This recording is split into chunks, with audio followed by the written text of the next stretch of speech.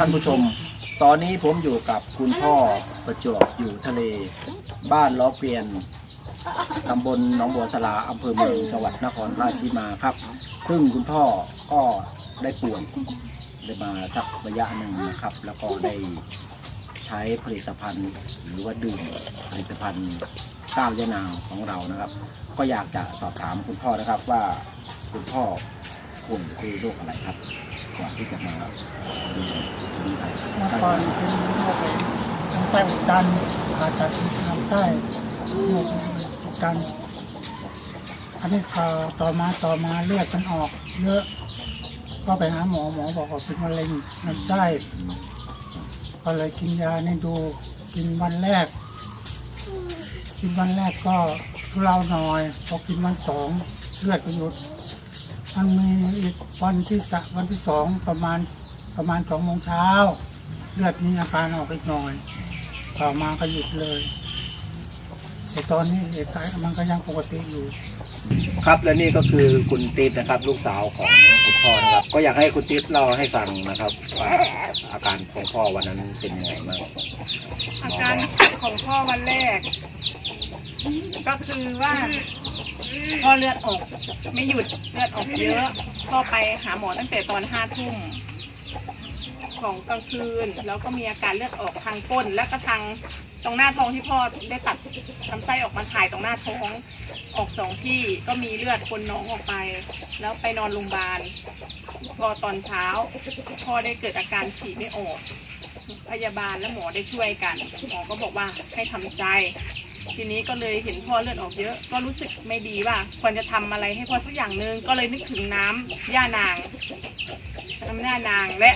ก็เลยโทรหาน้ำย่านางให้เอามาส่งค่ะนั่นแหละพอพ่อได้ทานไปก็ทานไปในคืนนั้นก็ยังไม่รู้สึกอะไรแต่พอพ่อบอกว่าเลือดเริ่มหยุดก็จะมาออกอีกทีตอนตี 5และตอน8 โมงออก2 ครั้งหลังจากที่ทานไปก่อนหน้านั้นพ่อจะเลือดออกตลอดเวลาออกเป็นถังๆเลยค่ะพอหลังจากนั้นพอพ่อได้ทานไปแล้วก็ทานต่อเนื่องให้ทานครั้งแรกให้ทานเช้าครึ่งขวด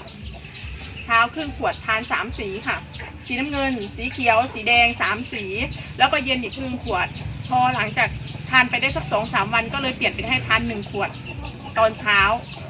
ค่ะแล้วหลังจากนั้นเลือดก็หยุดแล้วพ่อก็อาการดีขึ้นลุกขึ้นนั่งได้คุยได้มีแรงขึ้น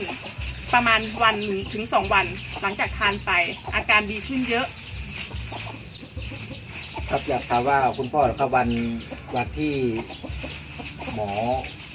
บอกว่าเลือดไม่หยุดนะครับพ่อรู้สึกยังไงบ้างครับตอนที่นอนอยู่มันเหนื่อยมากเลยเหนื่อยจนไม่อยากดูหน้าคนนั้นเราหลับตาเฉยๆอยู่เสียเลือดเยอะเสียเลือดจนหมอบอกว่าต้องให้เลือด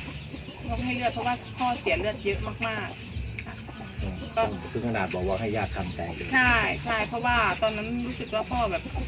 ระบบข้างในมันรวนหมดแล้วไตอะไรมันไปหมดเลยอะค่ะพอได้ทานน้ำย่านางตัวเนี้ยก็โอเคคือทางเราได้ไปขอหมอให้ขอพยาบาลให้โทรไปขอหมอว่าขอให้คุณพ่อทานน้ำสมุนไพรได้ไหมเขาบอกได้เพราะว่าน้ำย่านางดีเป็นยาเย็นนั่นคือคุณหมอเขาพูดมาเขาก็เลยให้เอามาให้พ่อทานได้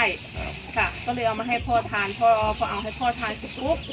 พ่อก็ทานไปแล้วเลือดมันก็หยุดแต่พ่อทานในคืนแรกถึงคืนที่2นี่รู้สึกว่าจะปวดหลังเยอะปวดหลังจนต้องไปขอยาแก้ปวดใช่ไหมพ่อจนต้องไปขอยาแก้ปวดจากพยาบาลขอยาแก้ปวดพอหลังจากนั้นพ่อก็หายปว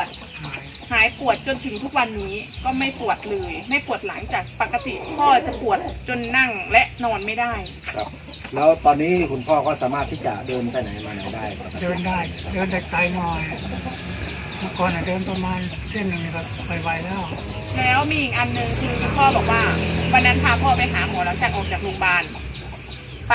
ที่โรงพยาบาลค่ายขากลับพ่อบอกว่าปกติพ่อจะมองไฟเขียวไฟแดงไม่ชัดแต่วันนั้นน่ะประมาณสักเกือบกิโลเนาะประมาณโลนึง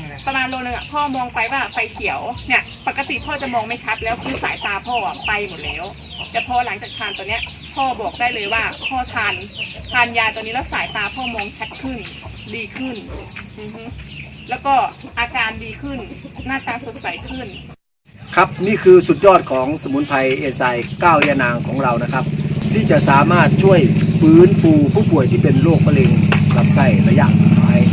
แล้วก็อีกหลายๆโรคนะครับครับสมุนไพรเก้ายะนางของเราเป็นผลิตภัณฑ์ที่สุดยอดและเยี่ยมที่สุด